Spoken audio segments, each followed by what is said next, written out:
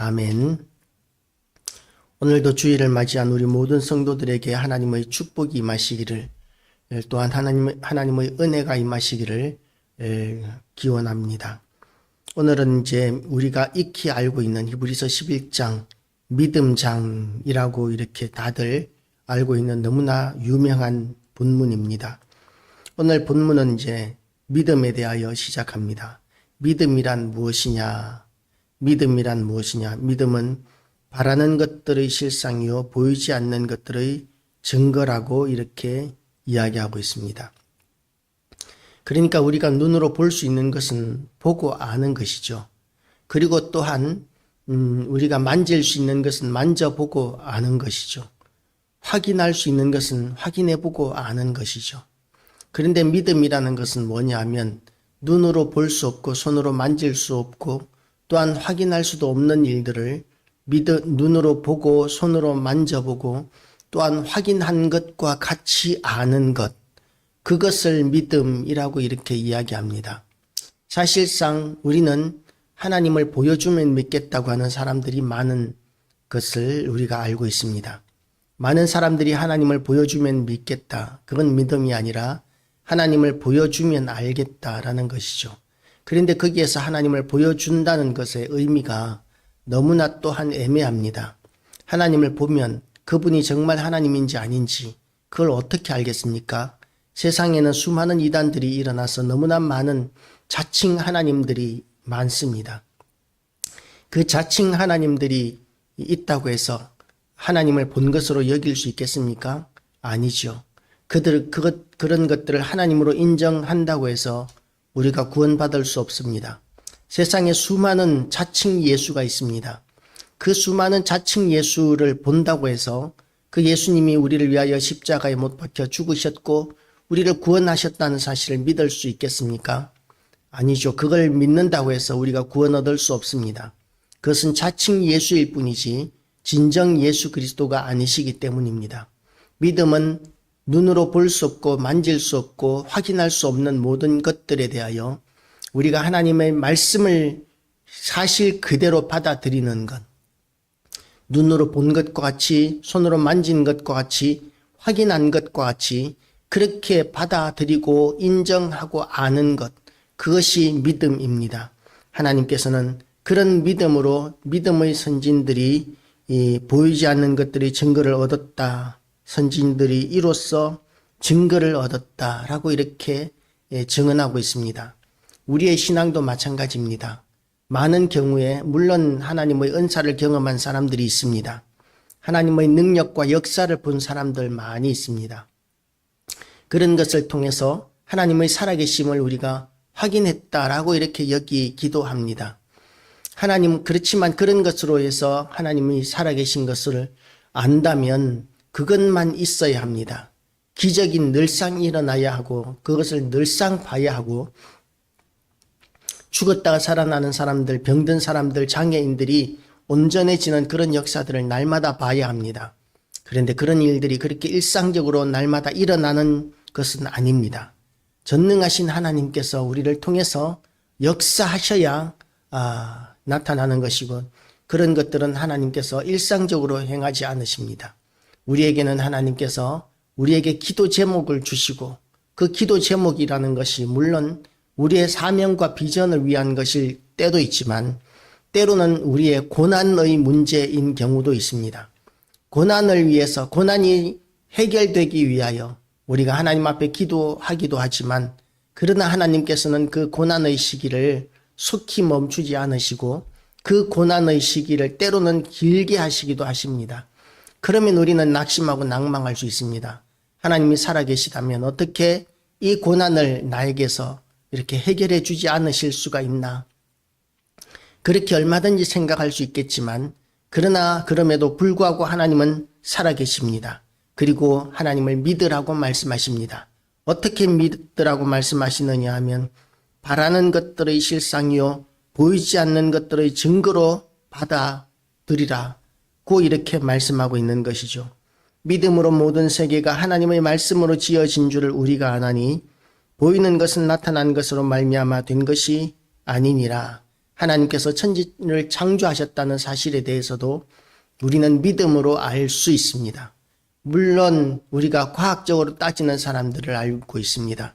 창조과학협회라는 사람들이 하나님께서 천지를 창조하셨다라는 쪽으로 이렇게 과학적으로 해석하고 그렇게 연구하는 사람들이 있습니다.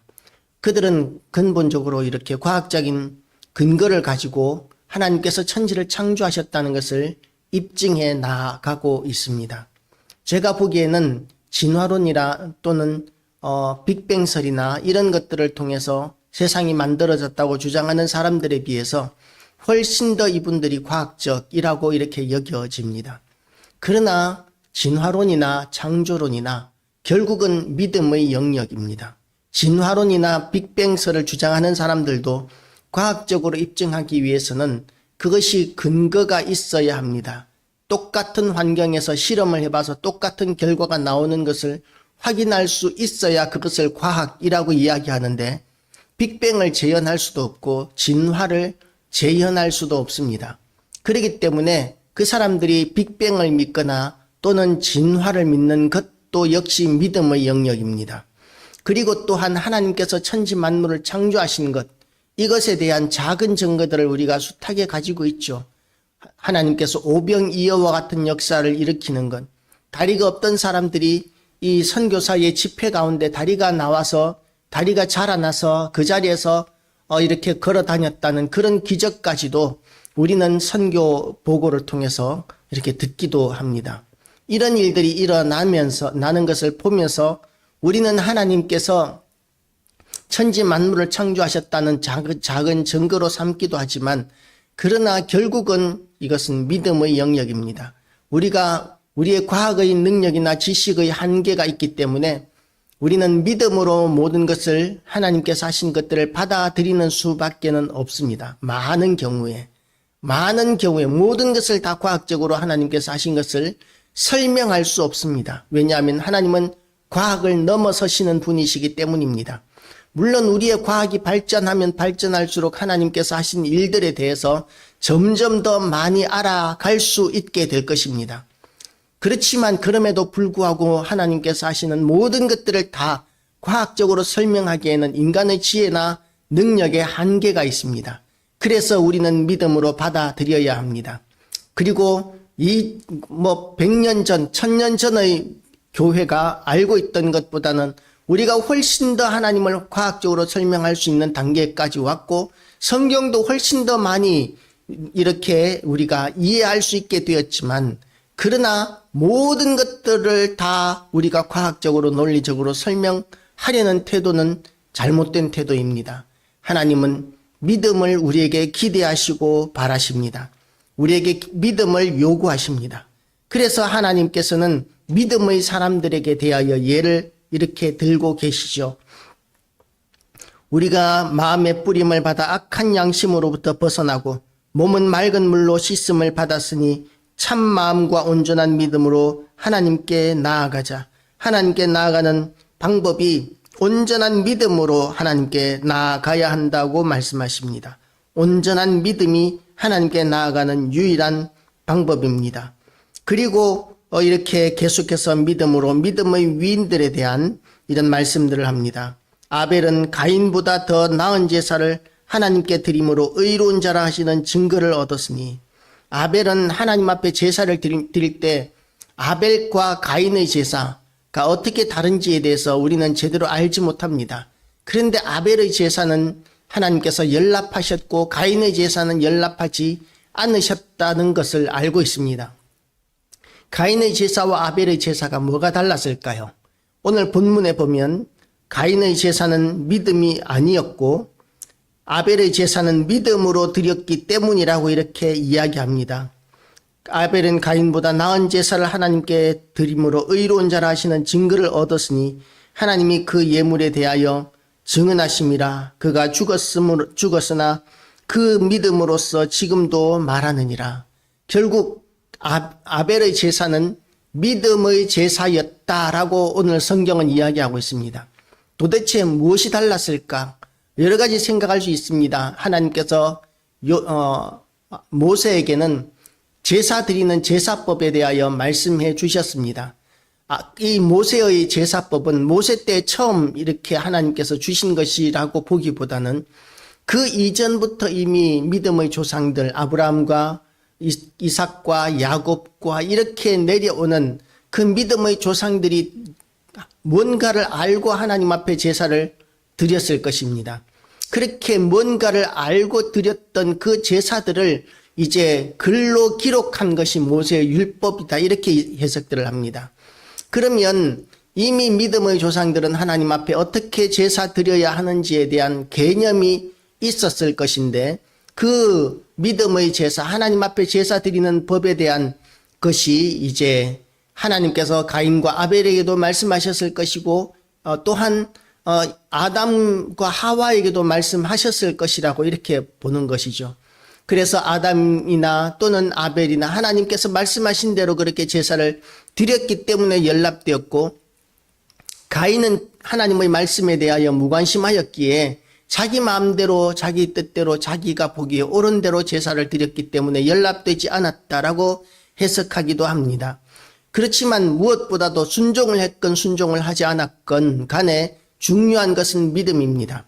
만약에 하나님의 말씀을 진정으로 믿었고 인정했다면 말씀하신 대로 순종하는 것이, 말씀하신 대로 제사 드리는 것이 너무나 당연하기 때문에 말씀하신 대로 이렇게 제사를 안 드렸다면 믿음이 없는 것이고, 또한 똑같은 제사 양식이라도 사람의 중심을 보시는 하나님께서 아벨의 믿음을 보셨기에 연락하셨다면 제사에 있어서 가장 중요한 관건도 믿음입니다.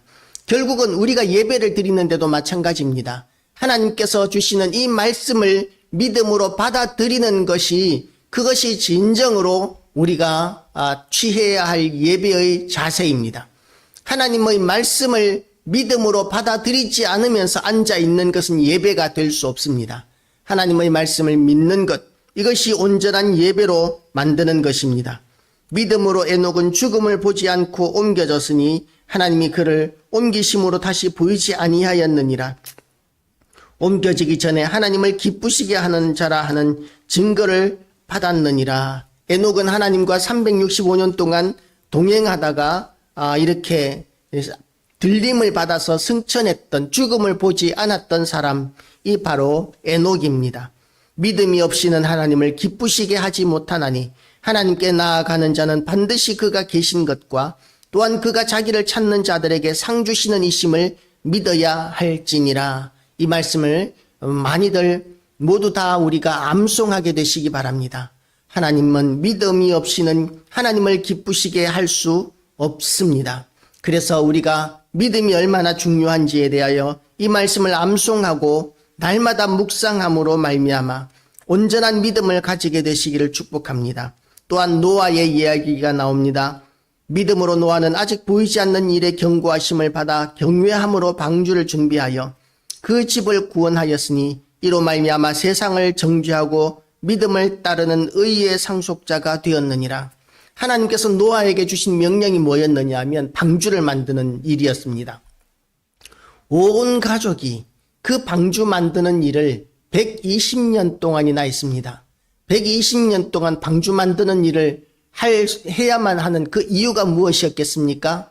하나님께서 이 세상을 심판하시겠다는 그 말씀을 믿었기 때문에 방주를 만든 것입니다. 만약에 노아가 하나님을 믿는다고 하면서 방주 만들으라고 말씀하시는 하나님의 말씀을 순종하지 않고 제사만 지내고 있었다면, 그러면 노아와 그의 가족도 구원받지 못했을 것입니다. 하나님께서 주신 말씀과 명령을 그대로 순종해야 한다는 믿음이 있었기 때문에 120년 동안 그렇게 고달프게 배를 만드는, 방주를 만드는 그 일에 헌신할 수 있었던 것이죠. 우리가 하나님의 사람으로서 살아가기 위하여 믿음이 필요합니다. 왜냐하면 우리가 하나님의 사람으로 살아가는 것이 만만한 것이 아니기 때문입니다. 이 세상 가운데서 믿음으로 살아간다는 것이 얼마나 많은 장애물과 어려움과 고난과 시련이 있는지 모릅니다. 그걸 무릅쓰고 그렇게 살아가기 위하여는 믿음이 있어야 합니다. 하나님께서 이 수고와 이 헌신에 대하여 말씀대로 살고자 하는 이 모든 수고에 대하여 상 주시는 하나님이시니 우리가 이렇게 믿음으로 살아가는 것이 결코 헛되지 않다라는 그런 믿음이 있어야 우리는 믿음으로 살아갈 수 있습니다. 말씀대로 살아갈 수 있습니다.